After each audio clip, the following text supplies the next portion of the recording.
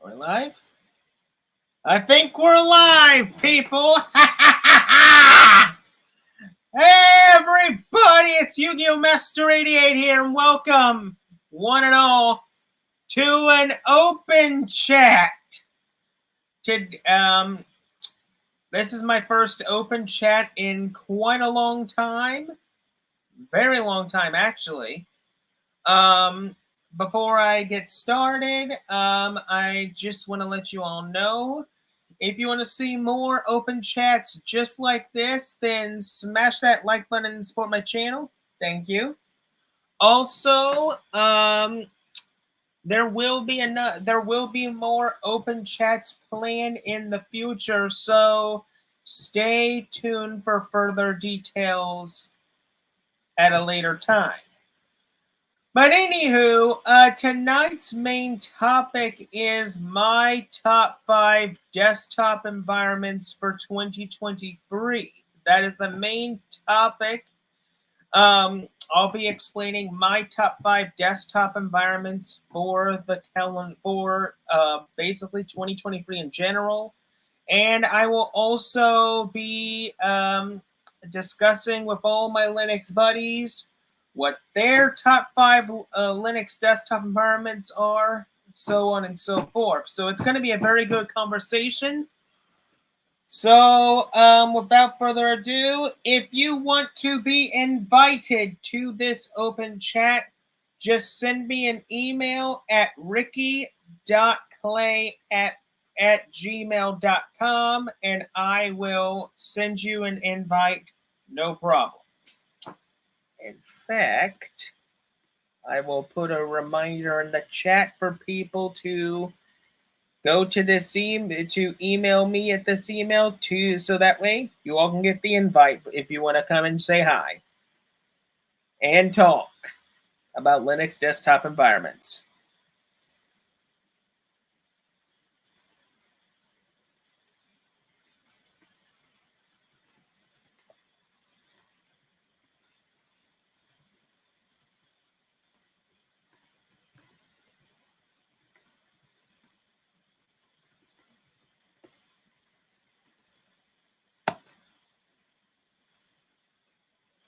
Okay.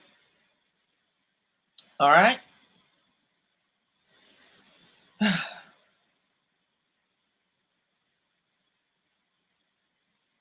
right. Now we just wait and see who decides to come on in to this open chat.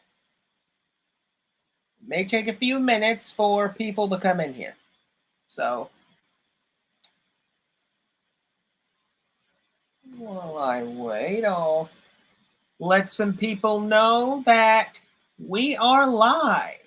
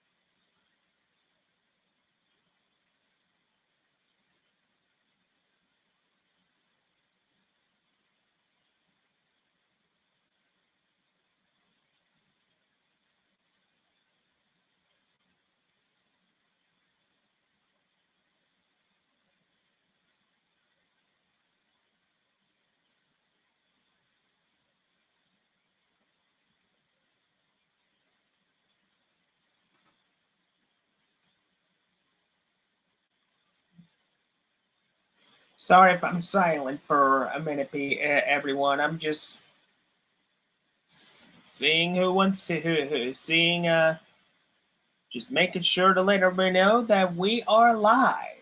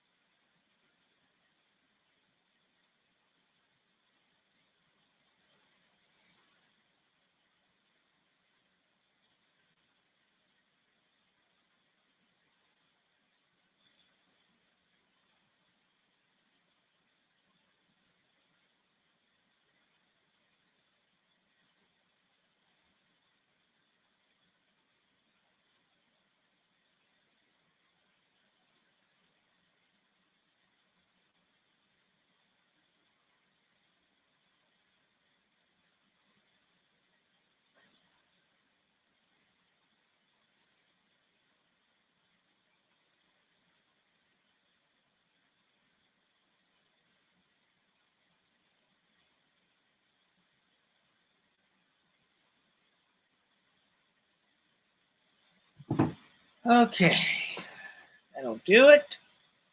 Oh, hey Ben, just in time. Just email me at ricky.clay@gmail.com, Ben, and I'll send you that invite. I'll give this another 10 minutes, people, and then we will get started. I want to make sure we get some people here, and then we'll get going.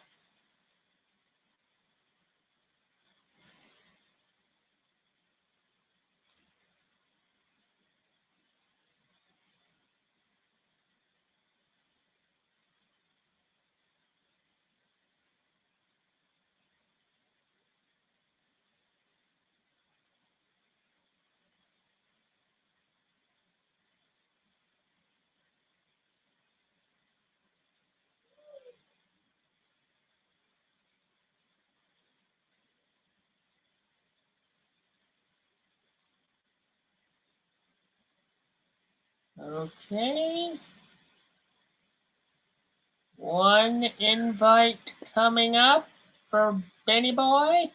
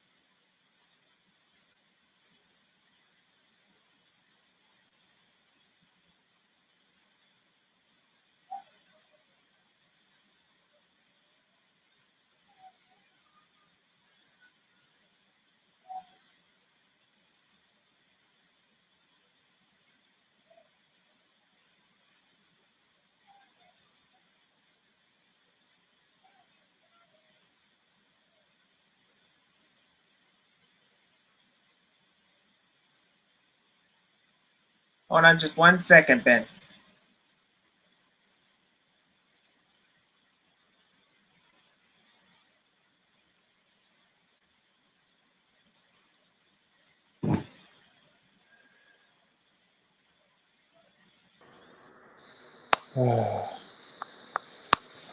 Hey, Ben. Hey, Ricky, excuse the poorly shaven beard. Oh, yeah, Ben, that's okay. That's fine. Yeah. So I'm at the moment getting ready for a local Linux group, but I just thought I'd pop in to just catch up and whatnot. Um, Uh-huh. yeah, I'm gonna be here, but I have to mute and shut off my camera because I have to shower for that. So just give me a few minutes to get that done. Okay, no problem.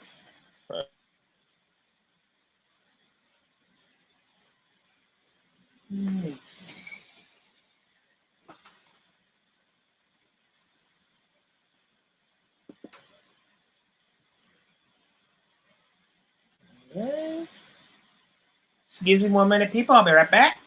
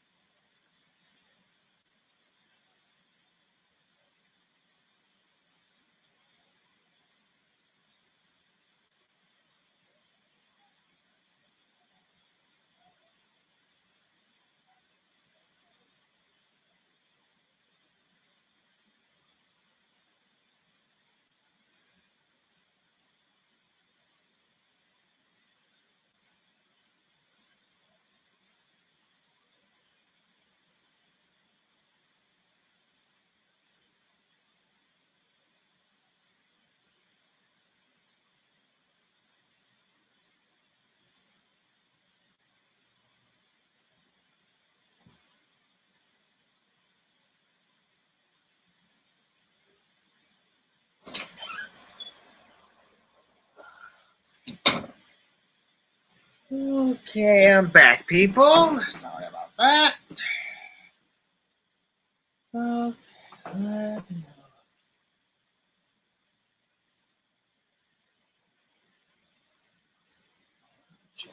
Notifications.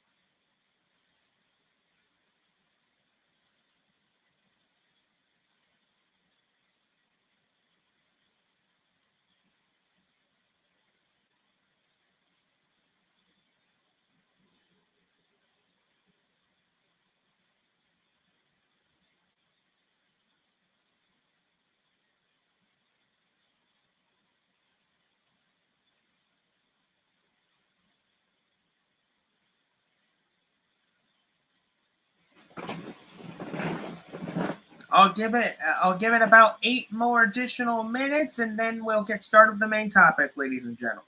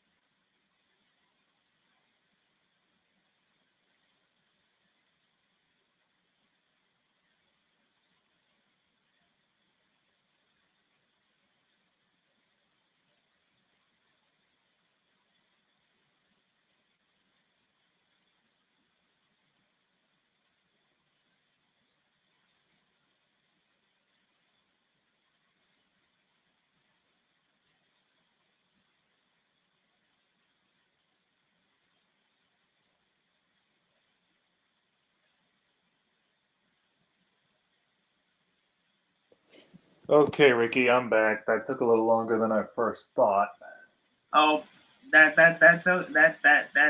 okay, Ben. You're getting ready for a group and all. I understand. Yeah, regardless, when you go live, I don't know when that's going to be. Um, I have some distro news for you with Storm OS and then my LFS. Oh, I haven't heard anything about Storm OS in for a couple months now. Well, I will tell you once you are ready for me to announce it. Yeah, yeah. How about this? After the 8 minutes expires, after I get done with the main topic, I'll let you announce it then. How's that? Okay, I'm just getting myself together. I just got out of the shower. Now I'm gonna get myself together, and then I'll go downstairs, and we'll be ready to rock and roll here. Okay, no problem.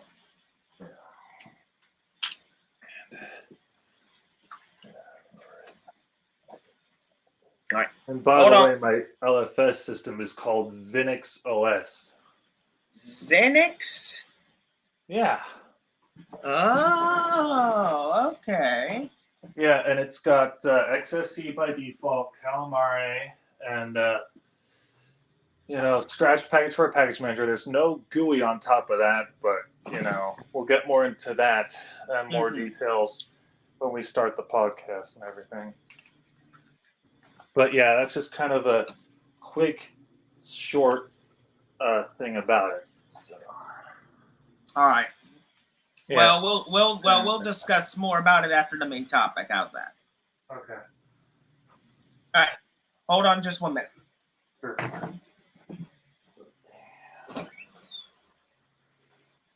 My beard for this. Bear with me.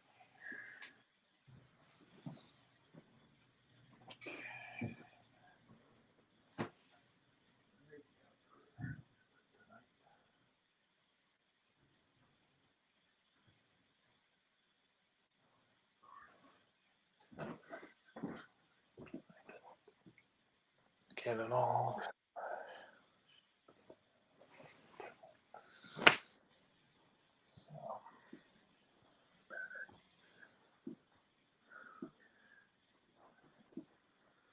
Look at this thing.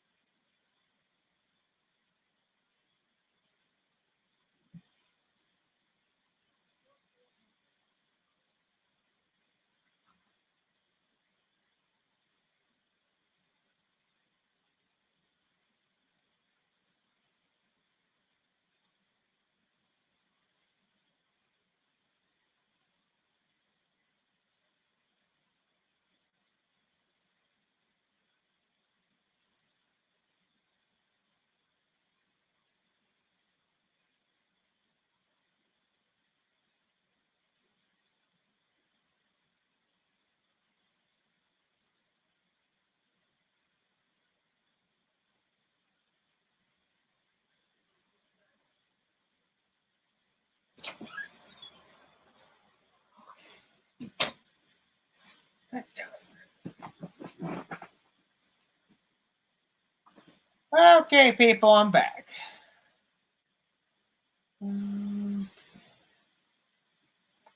Check everything. There's a 2-minute warning, everybody. In 2 minutes, we'll be starting this thing.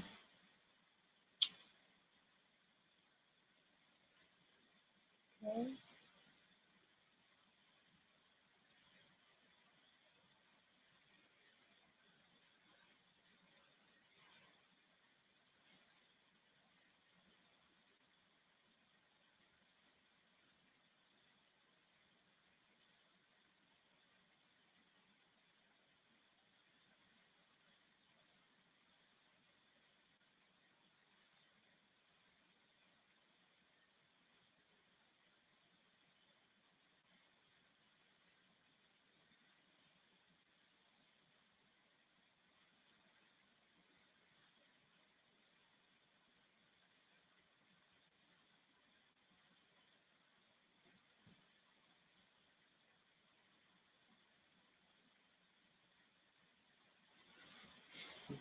Once again, if you want to be invited into this open chat to hang out and talk about Linux desktop environments, send me an email at ricky.clay@gmail.com.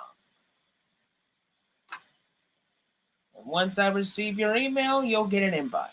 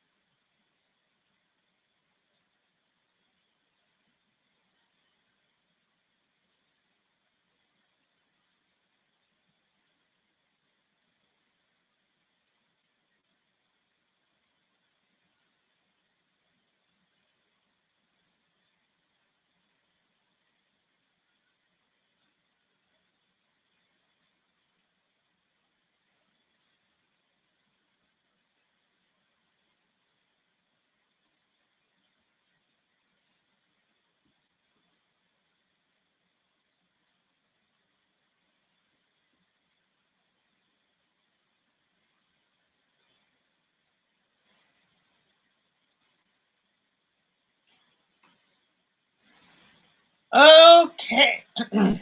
Excuse me. Gotta get a drink of water real quick before I say what I want to say.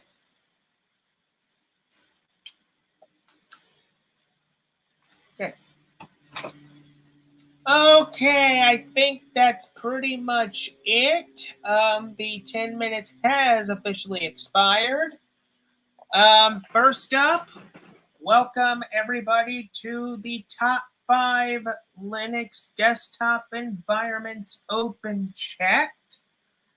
For those who are watching, welcome. For those who are going to be watching in the future, once this live stream is over and it goes to a replay, I'm glad that you'll be enjoying it. And once again, if you want to see more live streams just like this, then smash that like button for my channel. Thank you. But anywho, let's get down to brass tacks here. My top 5 Linux desktop environments. So, now just letting everybody know, there's no order for these. These are all random. And, okay. All right. My top 5 Linux desktop environments. Environment number 5 is the Cinnamon desktop environment. Now, why is Cinnamon one of the top 5 Linux, one of the top 5 best Linux desktop environments for 2023? Well, basically, it's very fundamentally simple. Very stylish UI, nice Windows 7, Windows 10 look. You can basically change the panel, and you can basically change a lot of things about Cinnamon to what you like. If you want to make it look like Windows 7, you can make it look like Windows 7. If you want to make it look like Windows 10, you can do that too. If you want to make Windows Cinnamon look like Windows XP, I'm pretty sure you could do that too. But anywho, where I'm getting at is this. It's a very simple desktop environment for if a Windows user wants to jump over to Linux, it's very easy to get used to. You can change a lot of things about it to your liking. It's just that simple. There's really nothing else to say or write home about. It's just that good. Environment number 4 is one of my personal desktop environments for a number of reasons, but I'll keep the reasons to a low number just for tonight. And that environment is LXDE. Now, why LXDE? Now, the reason why I put why LXDE is number 4 is very simple. LXDE was the very first, one of the very first desktop environments that I ever used when I switched completely over to Linux back in 2018. LXDE was the main environment of Peppermint at that time when I fully made the transition to Linux from Windows. LXDE, basically, you could say just as Cinnamon is Windows 7 and Windows 10, LXDE is the perfect predecessor for, Windows XP and your Windows 98, Windows 98 Second Edition, and Windows 2000 operating systems. It pretty much fundamentally basically mimics them.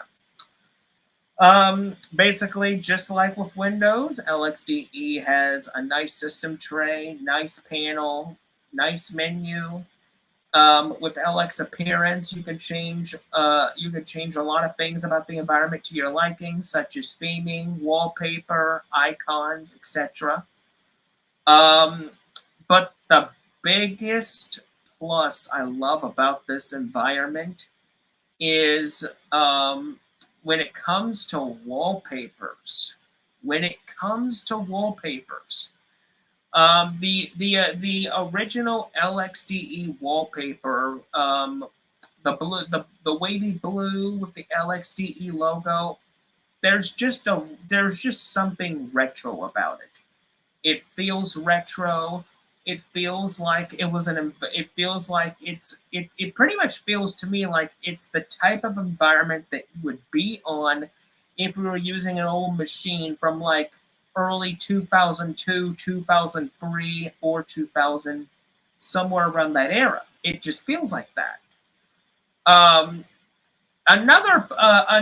final plus for LXDE, and this is the reason why why it's one of my most beloved environments, is when you install LXDE, it comes with, in my personal opinion, one of the easiest, most basic, and just simplistic window managers to ever exist in the Linux sphere, the OpenBox Window Manager.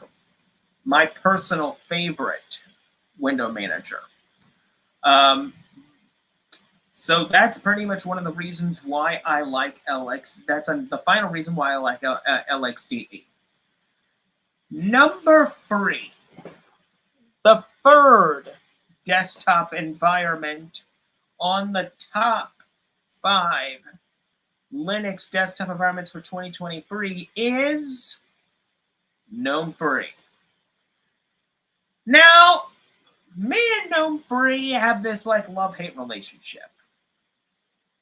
When I configure GNOME Free correctly to a semi-Windows look to a degree with the extension, it can work very well. It really can. The hate part about that relationship, though, is GNOME is notorious. And I'm not making this up. I'm pretty sure a lot of other Linux users would either agree or disagree with me, whichever way. But to me, GNOME Free is very notorious for being a major RAM hogger. It can hog so much RAM and resources. Unlike all other desktop environments, it consumes so much. And to me, that is pretty much what is keeping GNOME from being like either the number 2 spot or even the number 1 spot to me, because it uses so much resources to the point to where you need a powerful computer in order to run the thing. You need a computer in order to run GNOME efficiently. Like, in my personal opinion, to run that environment to the fullest extent, you at least need a computer that has a good SSD, a good CPU and GPU, and above all, you at a minimum need either 8 gigs of RAM or basically you need 16 gigs of RAM in order to run the environment efficiently. And even if you do get it to run efficiently, you then have to decide how do I want to use the environment for my daily use. Do I want it to be Windows-like? Do I want it to be Mac OS-like? Do I want it to be, or do I want it to be like unique to me? And that's pretty much a decision, essentially, when it comes to GNOME Free being at the number 3 spot, because the thing about another thing about GNOME Free is that then even if you do decide, oh, I want to make the GNOME Free Linux desktop environment look like Windows, I got to decide what extensions do I need. And yes, even though the extension pool for GNOME Free has drastically expanded over time, thank goodness it has.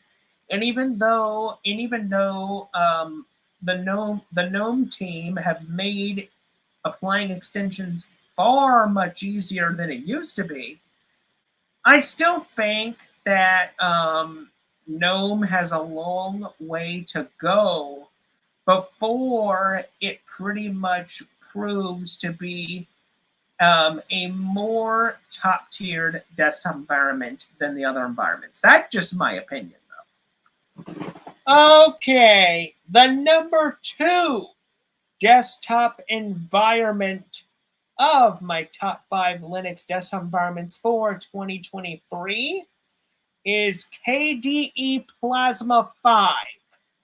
Now, I will admit, at first, Plasma to me wasn't that good at first a number of years ago. It was slow, sluggish, didn't want to work right for me. And essentially, over the last couple of years, it's actually gotten better. In fact, just recently in the latest version, it's running much faster than it used to. There's so many new features added into it. Pretty much to say, it has come a very, very long way. And I must say, to the KDE development team that develops this desktop, thank you so much for taking the hard work and the time to make KDE Plasma a very, very powerful and efficient environment. Thank you so much. Um, I will say a few things I like about the KDE desktop environment now that I didn't like back then is I like how fast it's gotten. It's a lot more efficient than it used to be. Compared to GNOME, it doesn't hog as much RAM as GNOME does. Thank goodness. When it comes to modifying KDE Plasma how you want it to look, you can make it Mac OS like, Windows like. You can even pretty much make your interface however you want. It's very flexible, very customizable. Um, but the biggest caveat to this very day that I still have trouble with is the settings, though. I mean, as a few Linux enthusiasts and YouTubers sometimes say, you can get lost in those settings very easily if you don't know what you're doing. I mean, if you want to like change the wallpaper, the icons, etc., it's very easy to do that at least. But when it comes to the other settings on the settings panel, it's going to take you a little while to figure the rest of it out. One of the other things I do like about the KDE Plasma is the widgets that you can customize your panel with, customize the environment with as well. I mean, you can use calendars, sticky notes, notepads. There's all sorts of little widgets that you can apply Plasma with. And basically, you can just make Plasma like do what you want it to do. I mean, say you want to customize the desktop environment for some sort of a workflow, you can do that. Say you want to customize it for a nice interface to go with your games, you can do that. The potential that this environment has is pretty much limitless at this point, and that is why, for stability, speed, efficiency, this is the reason why KDE Plasma is my number 2 desktop environment. And before I get to the number 1 desktop environment, I just want to look at the chats here. Oh, hey, Austin, I didn't even know you were there. I didn't even see you sneak in here, buddy. Hey, what's up? Welcome to the live stream. Thank you for coming. Okay, anyway, before I get to the number 1 desktop environment, oh, you sent an email? I did not even see you do that. Hold on just a minute. I will get to that, Austin. No problem. Okay. Let's see. Let me open up Gmail real quick. Okay. Hold on while it's loading.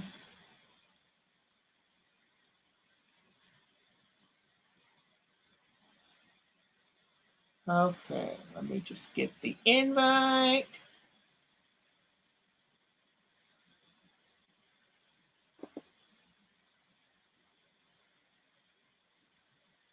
Okay.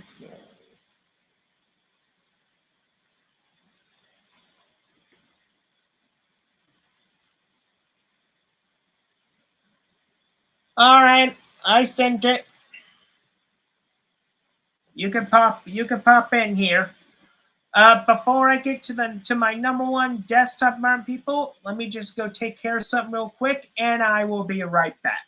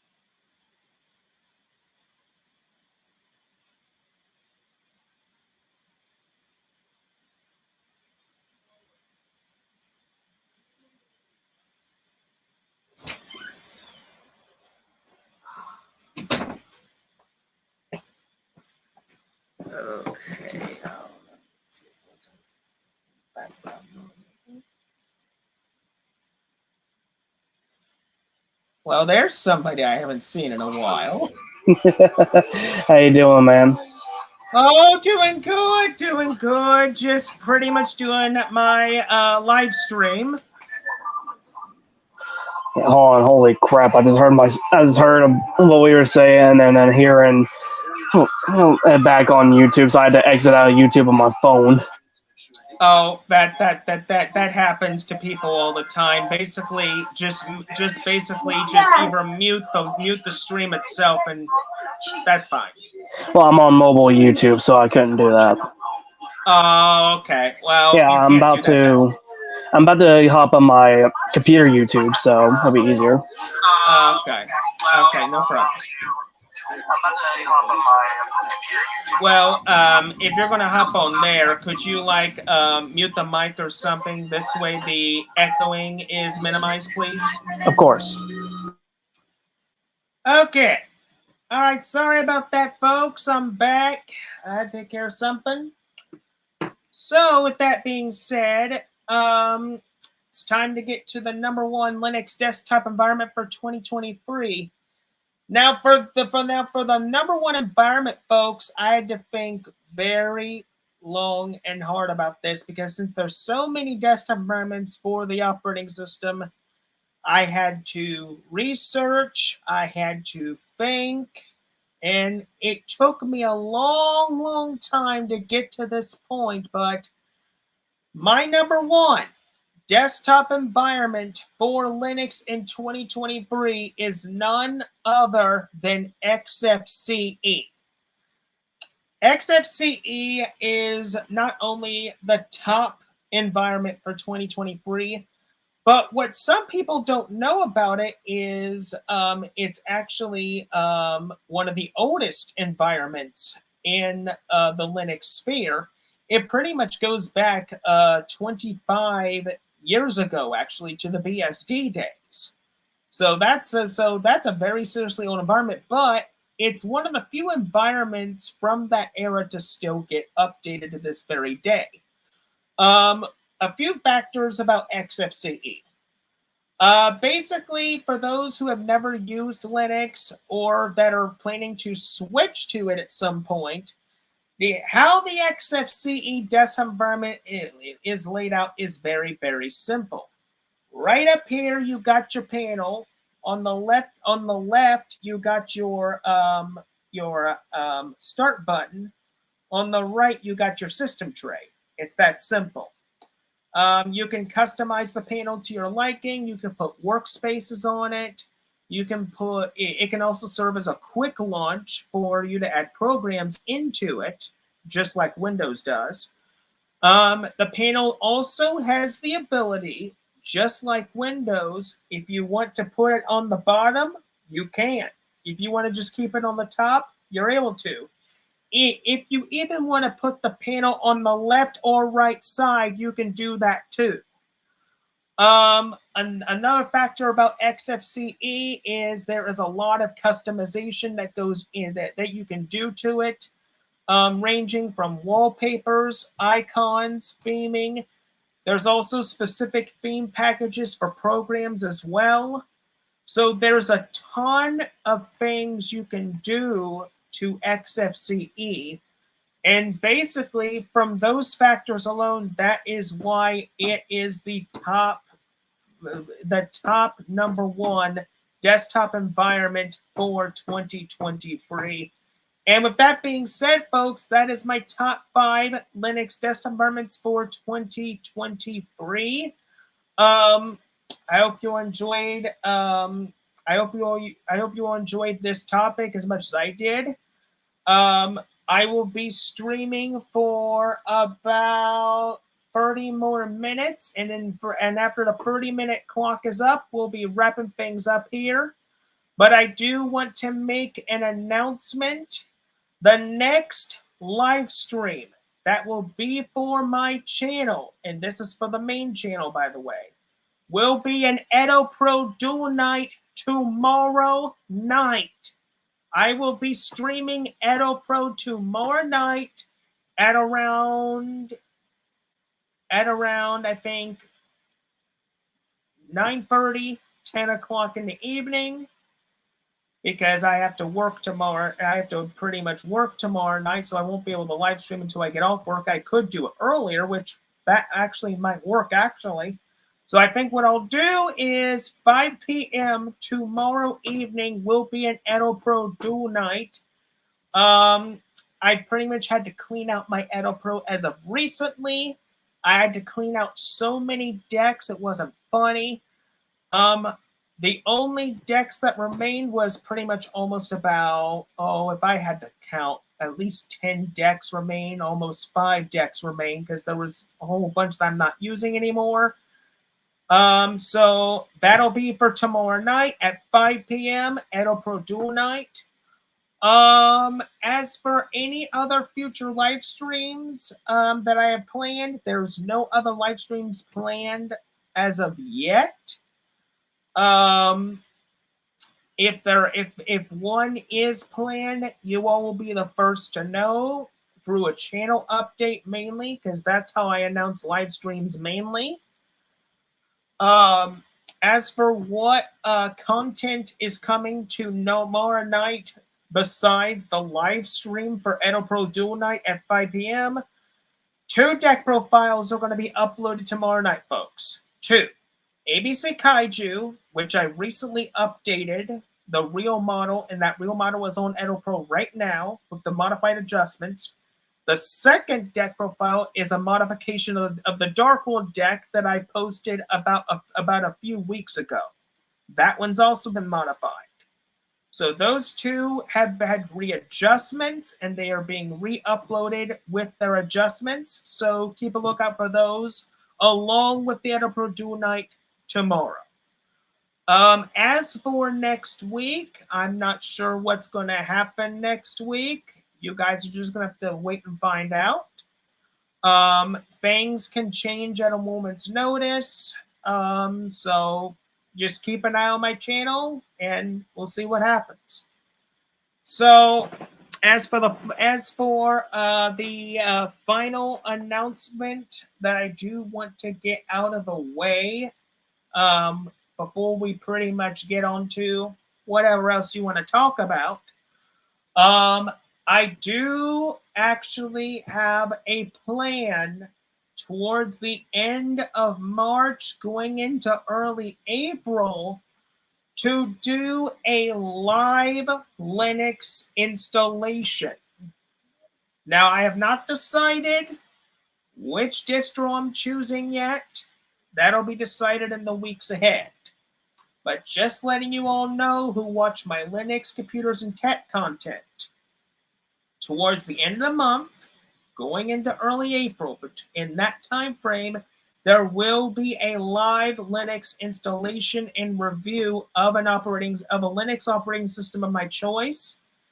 The distro that I'll be reviewing will be announced about a few days before that said live stream begins. So keep a lookout for that. So with that pretty much being said, the main topic out of the way, for the next 21 minutes here, we can discuss what anybody wants to talk about.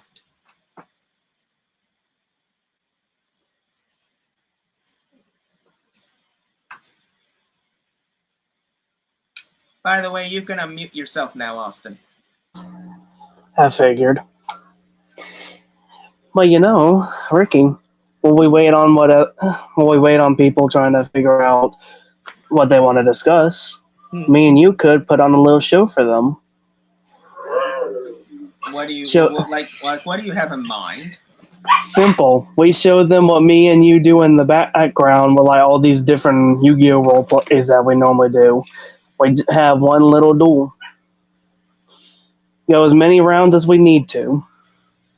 Are you suggesting a duel right on this very live stream? Oh, you got it, bro. You know what? Why not? Why not? I'm pretty sure the Yu-Gi-Oh fans that are watching won't mind at all. And besides, it's like Yugi would say, "It's time to duel." Okay. Hold on just a minute, Austin. I gotta bring my other friend back in here because he got disconnected. Okay. Alright. I'm just pulling up Video Pro right now, so take your time. Okay. Also, there you go, everybody. Now you can actually see my face a little bit.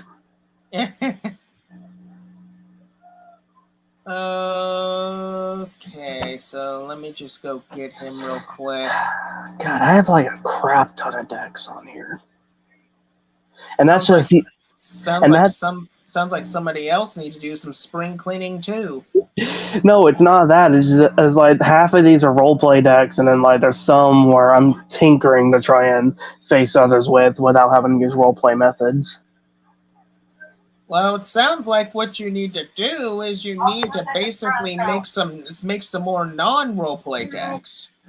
Hold on, Ricky, I gotta go take some trash out. Go ahead.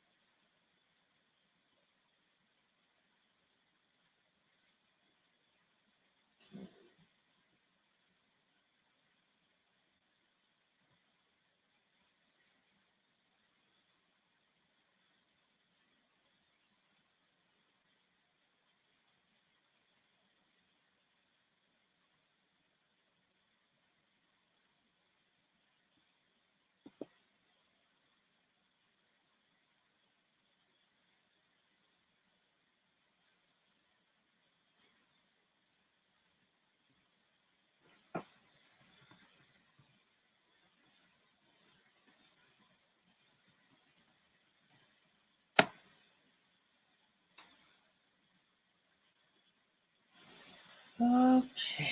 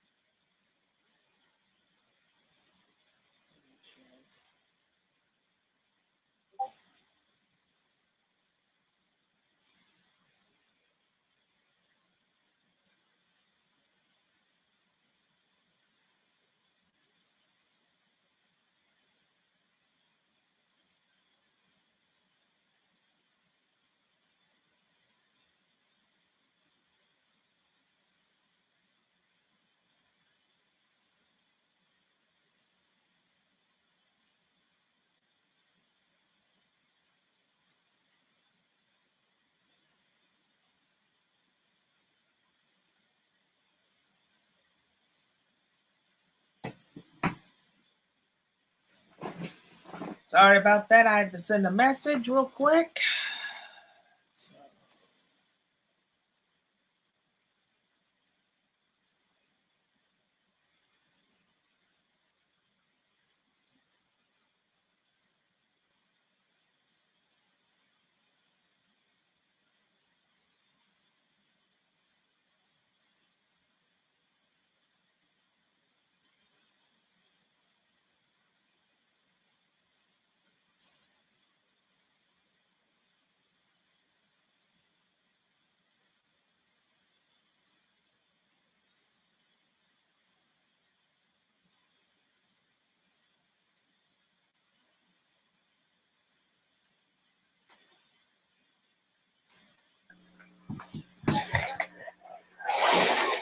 Hey, Ricky.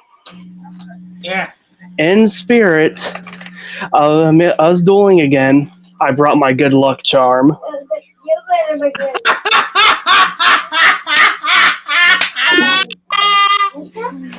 Oh, that's funny. That's funny. And I even had the top card being the one card that me and you know way too well. Oh, yes, you brought it with you. That's my boy.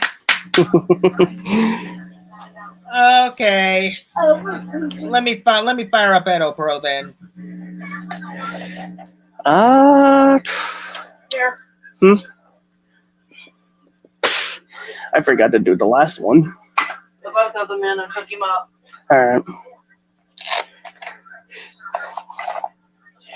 Take this off because even though it's comfortable, it hurts my arm half of the time. Yeah, that's why I don't wear. That's why I don't wear mine most of the time because it does the same thing.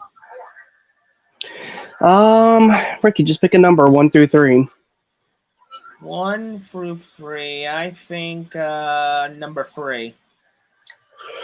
Okay, I don't have to actually tap out of decks then because the third one was the one I'm already on. Okay.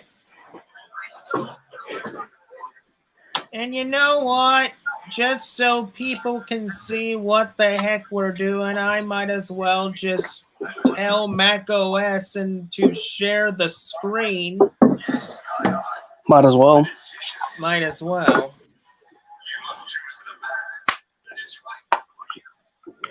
And everybody's gonna start seeing me. Start gonna see how I'm able to feed my brother. Okay.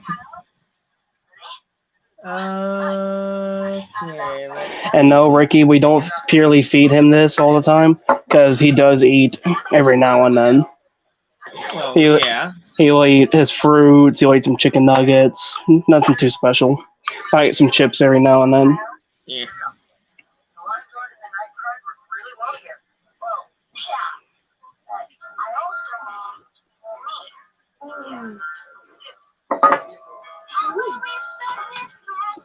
Okay, there we go. I'm also trying to stay away from my brother's tablet because he's watching something that could get your stream copyrighted real quick. Yeah, I'm trying to avoid copyrighted stuff at all cost. Well, it's because it's Disney's The Lion Guard, and I know how Disney is. Yeah, we don't need to be hearing that.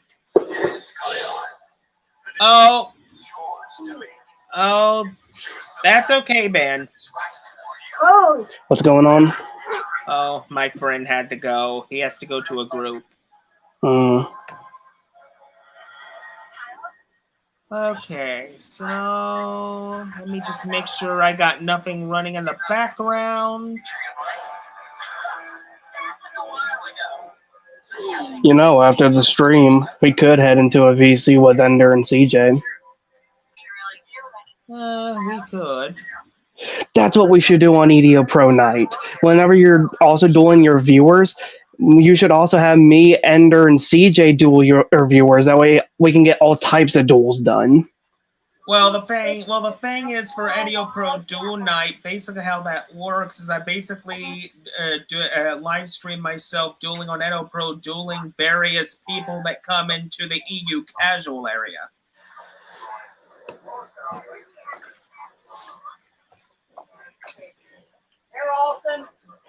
Alright, hold on, Mom. I'm trying to set them up.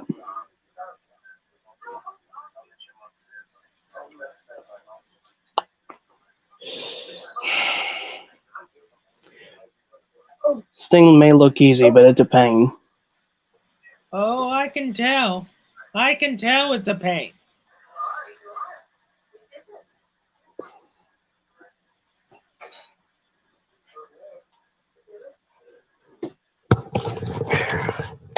Put that down so you don't hear what's on his tablet.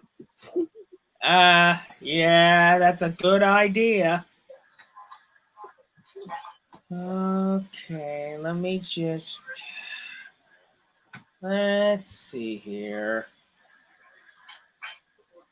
Make sure everything is good.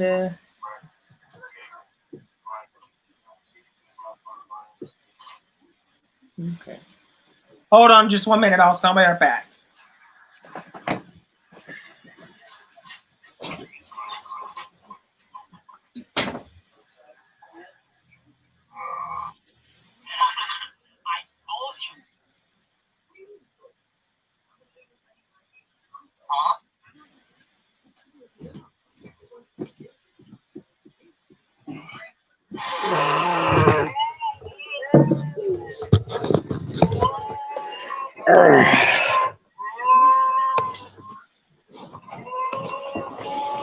Well, I got me a delightful dinner.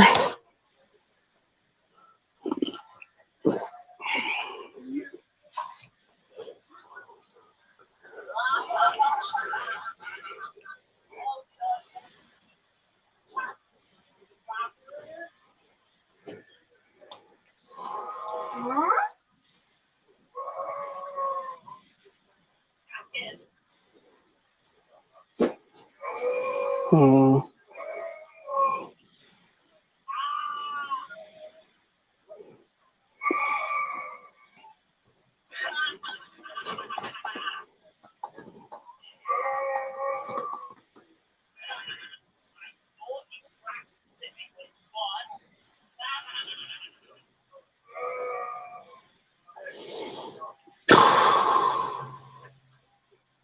Hmm. Hmm.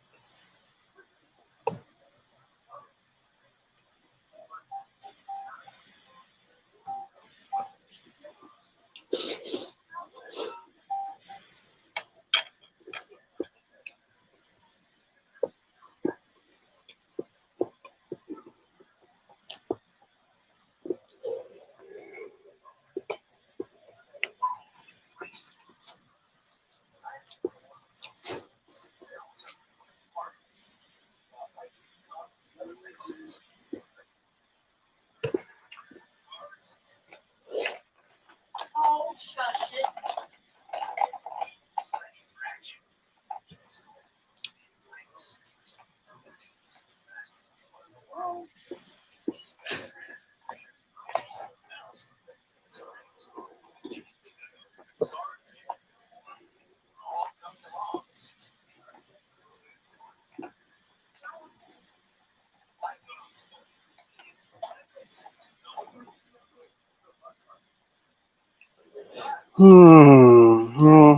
Hmm.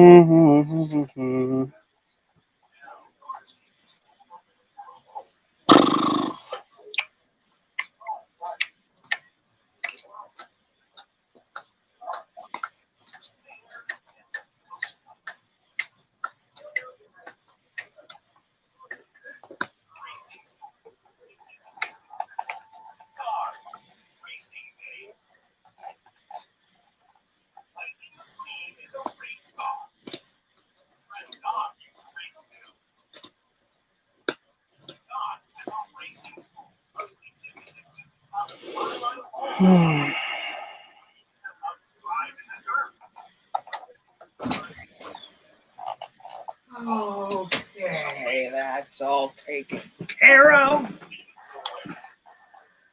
Okay, let me just bring everything up here. Okay. Yep. Uh-huh. Do you still not have the anime textures? Oh shoot. I forgot to install. Oh well. That's okay. Yeah, I'll help you. I'll help you later if we enter a VC with Ender and all that. Actually, I have the anime textures. I know how to apply them. It's just I haven't applied them yet. Oh well, next stream, you guys. Next stream, Media Pro Night, you guys will be able to see some anime textures. Yeah. Okay, let me just see. See, how long do we have left in the stream? I plan to shut this whole thing down at 7, and then basically 7 onwards, I'm going to be very busy. So I highly doubt I'm going to be in with Ender and the guys tonight. But I am getting with Ender tomorrow for an RP session of buddy fight and stuff. Good. But I'm also when it just gonna host. But when it comes to Edo Pro Duel Night, I do plan to extend an invitation to all of you that night. All right. Yeah, I just hosted in my normal area, but this time there is no password because with you being on stream, I don't need people figuring out my little password. Yeah, that would be very unfortunate now, wouldn't it? Yeah.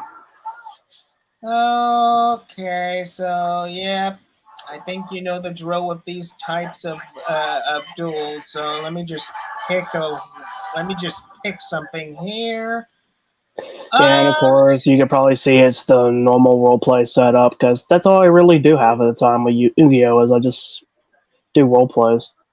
Well, yeah, true. I mean, it's the easiest. I mean, basically, with how Edo Pro is situated, it's very easy for this type of thing to be set up. I'll just go with good old Lightsworn. Why not? All right, Lightsworn versus Magna Warriors. What can go wrong? Well, what can go well? The thing is, it depends on what version of Lightsworn you're facing. I didn't specify what Lightsworn deck this is. I didn't specify. It could be the old build that you know. At the same time, it could be not the old build that you know. All right, let's begin with 3 face downs and an Alpha the Electromagnetic Warrior. Now, normally the strategy with him is to add Berserkion, right? But I'm going to add Valkyrion to my hand. Oh. You'll be seeing why soon. All right. Let's see. I think I'll just set these two. Activate charge. Mill free. All right, I'm going to use Alpha's ability as well as hit you for 500 points using the Rock Bombardment. Using Rock Bombardment, I think I shall send my Gamma. Okay, that's fine. And then using Alpha, I can bring out my Delta, and you should already know what he does as soon as the chain ends. Yes, I've faced this countless times, so you don't need to explain. True. I don't have to explain, but I got to for the viewers. Well, true. I mean, you could explain to for the Yu-Gi-Oh! Duelists that don't know what's going to happen. For those who don't know, when a Delta the Magnet Warrior is summoned or a special summoned, I can use his special ability in order to wind up sending 1 level 4 lower Magnet Warrior to my graveyard. But whenever it's destroyed, I can banish up to 3 of these Magnet Warriors that are in my graveyard, and then I can summon Valkyrion straight from my hand or deck. It's a very good card for this type of deck, and also since the Magnet Warriors, everybody is Rock type, they can also go with all the generic Rock type support that's out there as well. Mm-hmm. There's also a couple Koikimoru monsters from the 5Ds era that are Rock as well that can go with these as well. In fact, if it ever comes down to a point you guys ever want to start up your own Magnet Warrior deck, I'll have Ricky record a little video of trying to explain how this deck was built. I'll sit and chat with them and explain it to you guys so you guys can wind up building your own. Well, speaking of that, there was one other Yu-Gi-Oh! Type segment I did on my channel years ago, but the last video of this segment that I've done was like several years ago. It's called Special Guest Deck Profile, and I was wondering, Austin, maybe you could be maybe your Magnet Warrior deck could be the next special guest deck profile. That or one of my that or one of my decks for my character Joshua Stapleton. True. By the way, people, in case you don't know who Joshua Stapleton is, that is Austin's character for one of the many RPs he and my buddies have done. If you want to check out a portion of their work, look for the Minecraft Yu-Gi-Oh RP Chaos of Reality. Just type it up, you'll find it. And if you guys have somehow seen it before, there's another series that's on my friend Ender's channel called Gates of Apocalypse. Me and him are no longer in it, unfortunately, and they're going to do a complete restart. But feel free to go watch what we did do. Yeah, and also for those that are curious about Gates of Apocalypse, I would explain in detail as to what that is. But due to time restraints, that would take me way too long. That would have to be dedicated to another stream in itself. Yeah, which we will go into full detail if you guys want during that special guest. That's fine. Okay, so. All right, so then. 1 Delta, yes. I honestly didn't even notice Wolf. Yeah, I milled him actually. Yeah, that's the best way to summon him. Yeah, well, that's one way to summon him. The other one is just using Foolish Burial.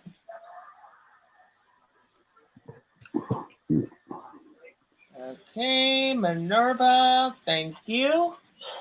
All right. By the way, Ricky, you want to see why I wasn't worried about getting Berserkion? Sure. If you got the setup for it. And you did have the setup. Yeah. The only thing is I don't have a monster in my graveyard to use its effect, so Well, unfortunately, Berserkion overstayed his welcome. That's fine. I can special summon all 3 back to my field. Of course you can, of course. And you know what? On top of that, I'll just activate this Metal Reflect Slime here. That's fine. Alpha, Gamma, Beta. I can trigger all 3 of their effects.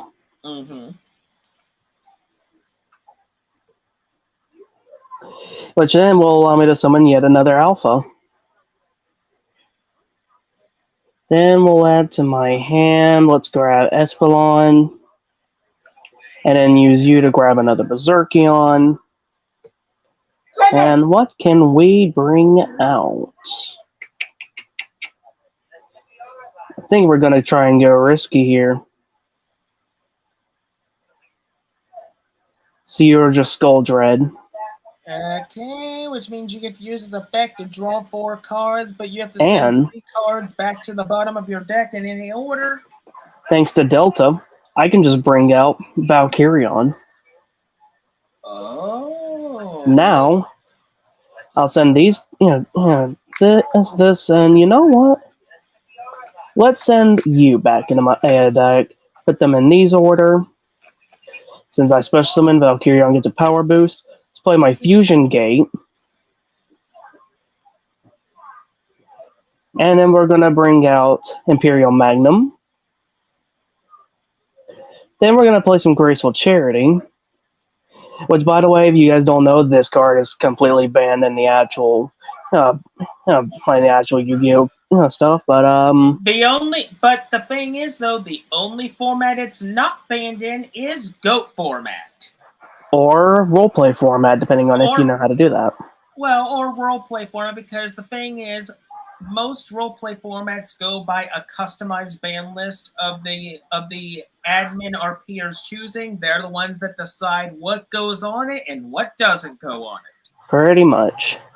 By the way, we got another Delta. You know what that means. What do I want to send to my graveyard this time? I'll just send a normal alpha. Mm-hmm. Then,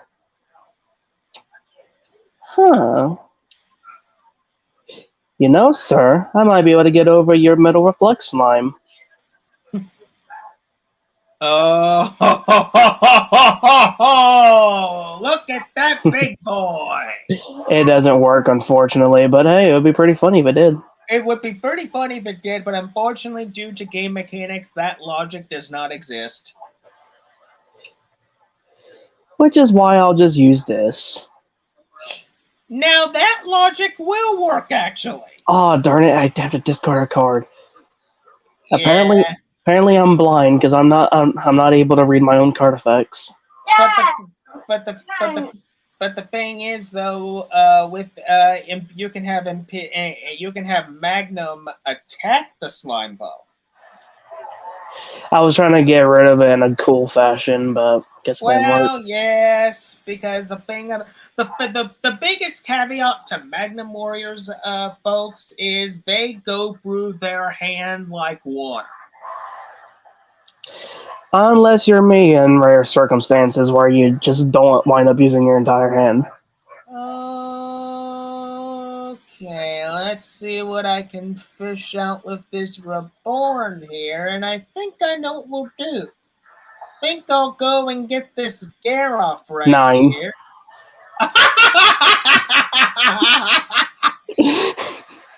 You could have took any of my monsters. I'm fine. I'll be fine with that. But you take your own light sworns. 9. Okay, get the Raiden here. All right, see what you can fish, Raiden. See what. Oh. Well, Okay. isn't that just a rip and a half? Yeah, he's got one more shot. Oh. Okay then. Okay. Raiden, you did a good job there, didn't ya? God, can I? I can't even use that.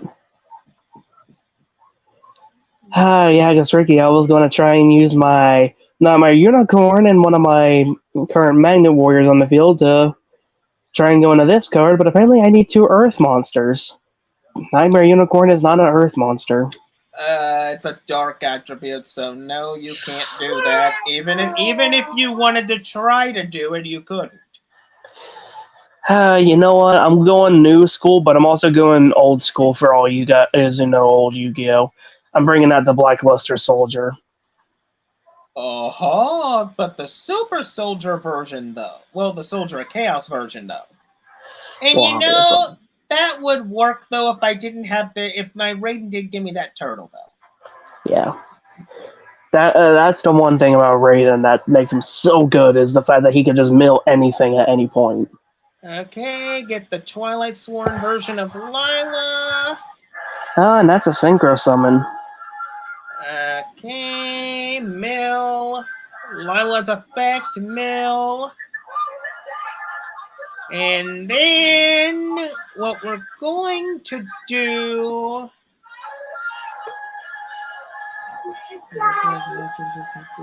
Oh boy. So you really got to think about this, since my monster has like over 3,000 attack points. True. Very true. Let's see, it's like 6:39. You're planning on ending this stream at 7. Depending on how fast this continues, we might be able to go at least one more round for you guys. Here's Blood Mephisto. Who can't really do much except for like burning. That's good. Well, except burn, yes, which he'll be burning right now for a little bit. Yeah, that's a youch. And I forgot he does that. Too bad he's not going to see the light of day anymore. Nope, because he just went to the graveyard. For those who didn't even know what that just did, Blackluster Soldier of Chaos has a special effect where he can, once he destroys an opponent's monster, he can either gain 1,500, make a second attack, or banish one card that's currently on the field. Mm-hmm. And I think I'm going to use you. Then I'm going to use this Oh, to add that, and that. And then we'll use you to send... Let's just send a beta, because I can. And... Oh, now you want me to use you properly. Mm-hmm. Alright, so let's first get... Even though I totally know what that card is.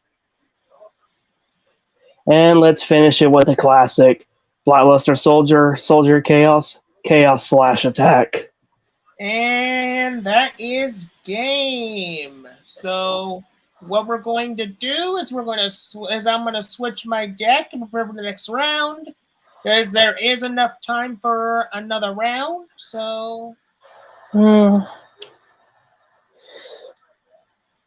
okay, and you know what? Just to take this live stream out with a bang, I'm using this. You know, if you're taking the live stream out with a bang, I will too. What you guys are about to witness is one of the various decks of Joshua Stapleton from Chaos of Reality I had only used once. One time only? And it was a character that wasn't Joshua Stapleton using it at that. Uh-huh. Well, let's see what this deck can do. Not much, considering this hand. Oh, you bricked. Unfortunately, but this deck can come back if I can actually manage to get the right hand, so... Interesting. You're running a machine deck. Interesting. Yeah, Machina. Or as others may call it, Machina. Well, tomato, whichever one the people prefers. Yeah. Okay. I just prefer Machina. Okay, I think I'll play Card of Variation. Draw Oh 2. boy, I know that card way too well. Then Oh, I think I recognize this deck. You should. For those who think I'm cheating, you know, as Ricky, I'm trying to stay away from the camera as much as I can while on our duels, because I used to do this all the time with our friend Ender live streaming, so I can see half of the duels. Mm-hmm. I discard Darkness Seed, use its effect, and now in 2 turns he'll come back with 2 special This isn't that bad.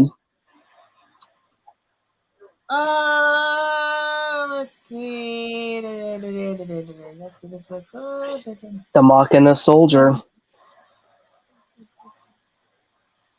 You know what? I'll activate this card. Dark Mist. What does Dark Mist do? After it resolves, if you declare an attack, I can send to the graveyard a dark monster with the same level as your attack monster to negate your attack. And now I got Machina Citadel. Then I can use Overdrive to get rid of my current monster, in order to recycle him for...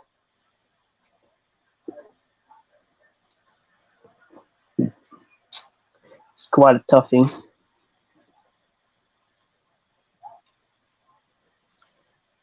Recycle him for a Ukkoswar. Then I'll use that and my Defense Perimeter. Defense Perimeter that will add the Machina Soldier to my hand. And then using my Ukkoswar, I can wind up sending Ruin Force to my graveyard. Getting them setups. Ruin Force is a good card. Considering Dark Mist has me in a corner, I'm not able to attack. What you doing on my counter, Fred? Don't you hang on me. Okay, I think what I'll do next is... You know what? I'll just end my turn. I don't need to do anything. Alright, well, I'm going to place a card down, and I'm going to play my Machina Soldier. Now I'm going to Xyz summon into my heavy armor train, Iron Wolf. Normally I'd use as an effect, but I know that's a little foolish right now. Well, yes, and plus your monsters ain't gonna be on the field for long anyway. Unfortunate. Alright. Alright. All right, come on out, start machine.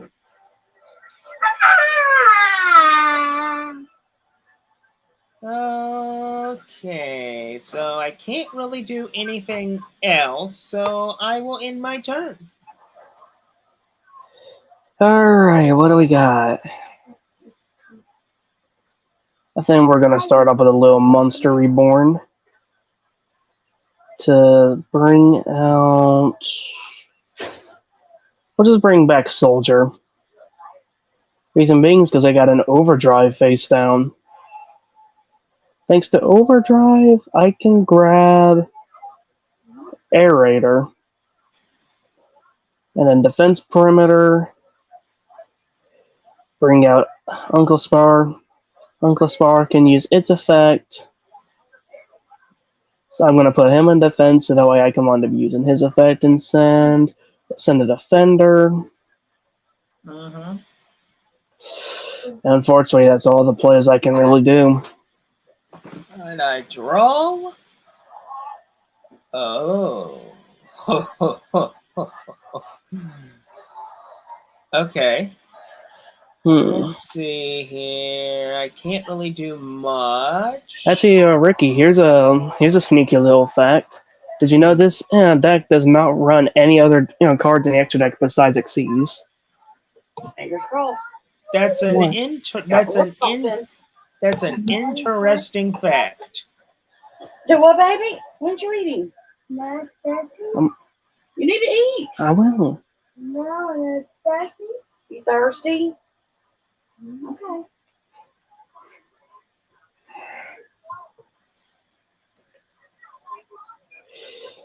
Alright, now I get to special summon something.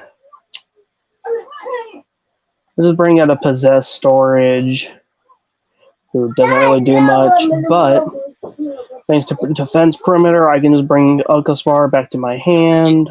Hold on a minute.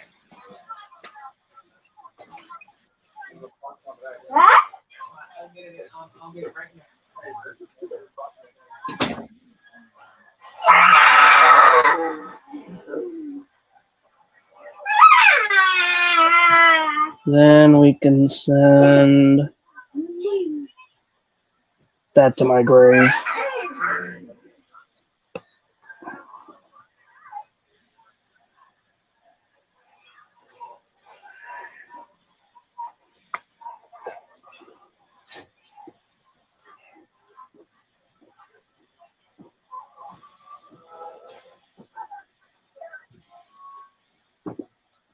It's done.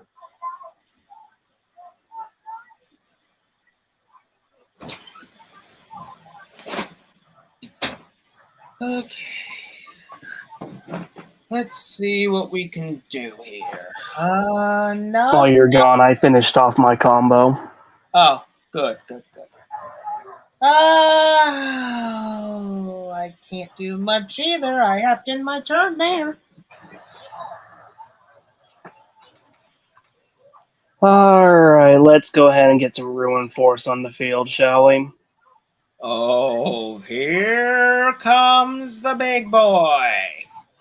Then I can return up to 3 to my deck, draw into a card, and let's play my Gear Frame.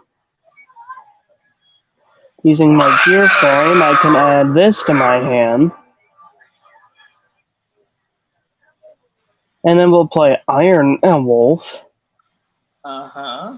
Iron Wolf, by sending you to my grave, I can wind up using Ruin Force to attack directly. Plus, I can bring in a Machina Fortress, who is actually affected by that. I thought it wouldn't be unaffected. I thought it'd be unaffected. Oh well. Okay, since I took damage, I will get a Tragonia on board. No, you won't.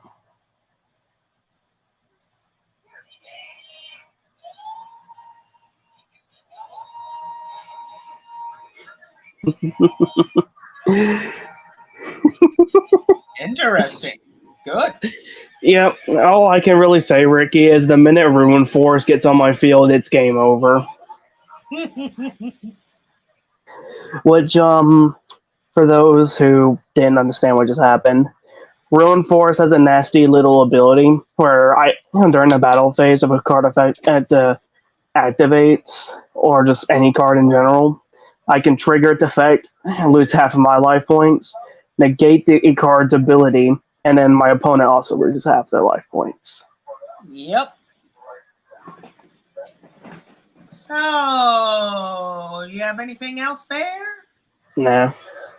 I was taking my time to let the audience know. Then Darkness Seed will replenish my life points back to 4,000. Very well. But not for long. Oh, I know what we're doing. Oh, That does I not know. sound fun. Oh, it's not gonna be fun. Oh no. Let's bring out the Dark Crusader. Oy vey, I know what this means. Yep. All aboard! Okay, this ain't no crazy train, man.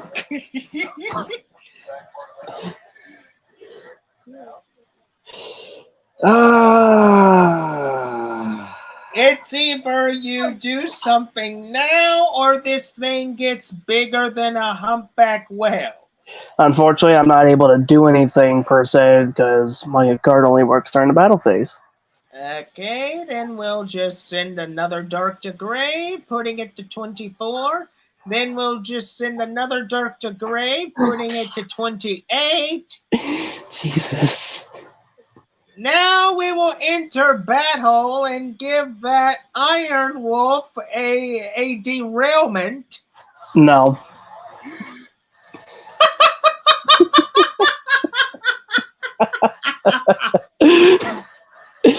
Okay, for those who haven't gotten used to me yet, that's one thing Ricky can always tell you. I have a troll trap card always in place. And here's the thing, folks, that's actually true. In fact, Ricky, you want to know what the other one was? What? If I used that one, you would have sent your monster to the Shadow Realm. Oh, I know what that is now. Yeah! For those who don't know, that's Dimensional Prison, folks. Alright, so in that case, I'm not gonna lie, you should have just Darkhold right there. I should have, but I didn't. But I'm Alright. Graceful Charity, what can I wind up getting? Ooh. Ooh. I'll send those away. I'm gonna play my Twin Twister to get rid of Dimensional Prison, on my other card, because I don't need these to win anymore. Oh, really? Iron Wolf. Oh, yeah. All aboard. Yep, and that would be game. And just enough time for 6 minutes to pass, too. Yep, indeed. So, if you want, go ahead and take a look at those comments. So, the live chat, see what anybody has to say. Yeah, that's a good idea. Let me just exit Edo Pro. Get everything back up. Stop sharing. There we go. Yeah, audience, just letting you guys know, half of the duels that me and Ricky do when we RP, sometimes he wins, sometimes I win, but a good majority of it is just somehow I pull the most broken card in my deck and I win. But most of the time, folks, for all the Yu-Gi-Oh fans that are going to be listening when the replay comes out, when the replay comes out and all the future Yu-Gi-Oh players listen to this, when it comes to the duels that me and Austin do, when it comes to RPing, when RPs are initiated, 95 to 99.99% of those duels, most of the time, are scripted. Only the one who controls the RP solely knows who's going to win because the winner is predetermined at that point. Unlike unlike the Minecraft role plays that I do, however, where believe it or not, we just improv all the time and we just do one take on our duels. Well, yeah, that's something that can be done Ricky too. knows. Ricky knows. He's actually seen us record. Many times, not just watching YouTube, but in the Discords as well. I've seen it handfuls of times. Mm-hmm. So, all right. There's only like a few minutes before we wrap it up here. I want to thank everybody so much for watching. Thank you all so much for tuning in. If you all want to see more live streams just like this, then smash that like button and support my channel. Thank you. Damn. Just a reminder, tomorrow, 2 deck profiles plus Edo Pro Duel Night at 5 p.m. Eastern Standard Time. As for any other future live streams, there is one that's going to be happening at the end of this month, early next month. I will finalize what that stream is going to be at that point, whether it will be a open chat or whether it will be basically another type of content. Like I said in one of my in one of the other live streams I was in a few days ago, I would like to get my Linux Coffee House live stream news segment back up, which I do have plans, folks, to revive that live stream eventually. I just don't know when it's going to be happening quite yet because I have other things that are being planned in the woodwork. So tomorrow you got your Yu-Gi-Oh content, folks. And just as always, Tuesdays is either Linux content or technology content, whichever one I decide to do. Because content mainly goes out Tuesdays and Thursdays. So all the other spaces in the week is free for a live stream or something else to happen at any given time. Now, I will also say this, however. Excuse me. I will say this, however. Besides what's going to be happening tomorrow night, folks, I do actually have a plan.